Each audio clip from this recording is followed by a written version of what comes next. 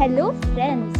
Today, let's listen to the story of the king who wanted everything to be perfect. In the grand kingdom of Suryagarh, there lived a king named Raja Veerendra. Now, Raja Veerendra was not cruel. He was not foolish. He was not lazy. He had only one small problem. He wanted everything to be perfect, absolutely perfect. If a painting in the palace was slightly crooked, he would frown. If a soldier's shoe was dusty, he would sigh loudly. If a cook added one grain of salt too much, he would say, "This is unacceptable." The palace staff lived in constant nervousness. Even the royal parrot stopped talking too much, just in case it said something imperfect.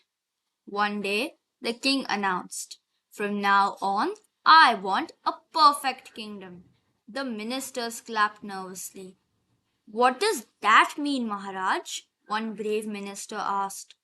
"It means," said the king proudly, "no mistakes, no delays, and no flaws." The entire kingdom froze. The tailors stitched day and night to avoid crooked seams. The bakers measured flour like scientists. The children in school erased their notebooks until holes appeared in the paper. And slowly, something strange happened. People stopped laughing. People stopped trying new things. People stopped even playing music loudly. Because what if it wasn't perfect? One afternoon, while inspecting the town, the king noticed something odd. The marketplace was quiet. The artists were not painting. The children were not playing. The street performers were sitting silently. "Why is everyone so serious?" the king demanded. A small boy stepped forward nervously. "Your Majesty, we are afraid." "Afraid? Of what?" the king asked, confused. "Of making mistakes," the little boy said. The king frowned. "Mistakes should not happen." The boy tilted his head. "But then how will we learn?" The king had no answer. Something unusual happened that night. A mysterious old traveler arrived at the palace. He requested permission to paint the king's portrait. The king agreed, but warned, "It must be perfect." The old man smiled. The next day, the portrait was unveiled. The court gasped. The king was shown in the painting, with one eyebrow slightly higher than the other. "This is wrong!" shouted the king. "My eyebrows are even," he said. The old painter calmly held up a mirror. The king looked carefully. His right eyebrow was indeed slightly higher. He had never noticed. The court went silent.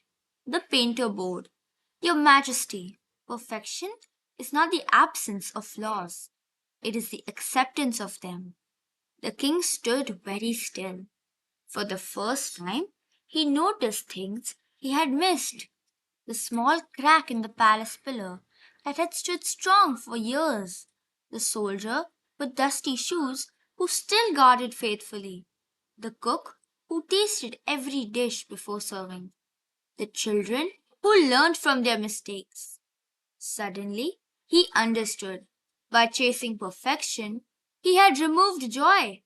The next morning, the king made a new announcement. "From today," he declared, "mistakes are allowed." The entire kingdom blinked. "Mistakes," he continued, "are proof that we are trying." The tailors laughed again. The bakers experimented with new sweets. Children played loudly in the streets. And the royal parrot, it began talking non-stop again. As for the king, he still liked things neat. But when something was not perfect, he smiled instead of shouting, because he had learned something important. A perfect kingdom is not one without mistakes. It is one where people are not afraid to make them. Sai Ram.